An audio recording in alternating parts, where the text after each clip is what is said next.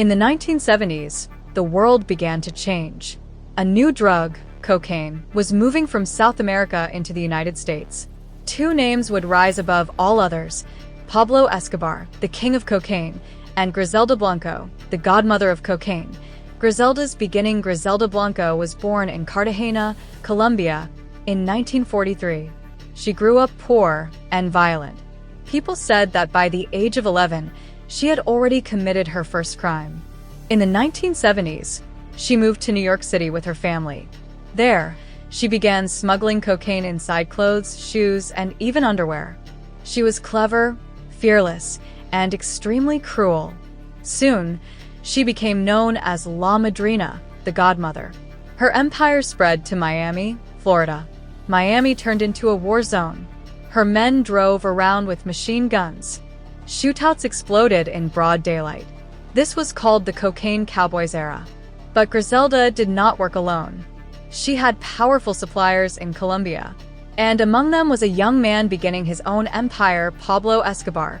Pablo Escobar was born in 1949 in Medellin, Colombia. He grew up with big dreams of wealth and power. At first, he sold stolen cars. Later, he entered the cocaine business. Pablo built a strong team: Gustavo Gaviria, his cousin, who planned the transport; the Ochoa brothers, businessmen who handled farms and money; Jose Gonzalo Rodriguez Gacha, El Mexicano, who controlled soldiers; Carlos Leder, who created smuggling routes through the Bahamas. Together, they formed the Medellin cartel, which would become the most powerful drug cartel in history. Their connection in the early days: Pablo Escobar and Griselda Blanco worked together. Pablo supplied cocaine from Colombia. Griselda distributed it in the United States, especially Miami and New York. Some people even say that Pablo learned many tricks from Griselda, like hiding cocaine in creative ways and using extreme violence to control enemies. Griselda trusted Pablo as one of her young partners, and for a time, they both grew rich from the same business. The blood on their hands, but their way of ruling was through terror. Griselda was called the Black Widow because 3 of her husbands were killed.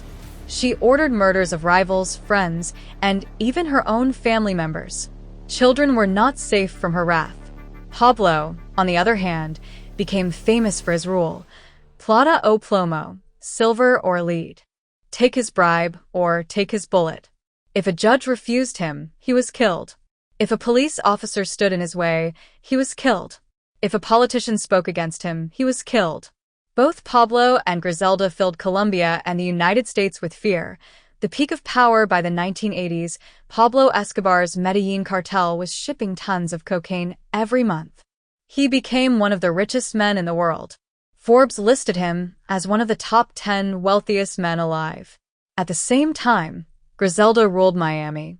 Her luxury was unmatched, but so was her cruelty. The streets of Florida ran with blood because of her orders. Together, Pablo and Griselda were like a king and queen of cocaine. He ruled Colombia. She ruled Miami. The fall of Griselda in 1985, the U.S. government finally captured Griselda Blanco in California. She was sent to prison, where she spent almost 20 years.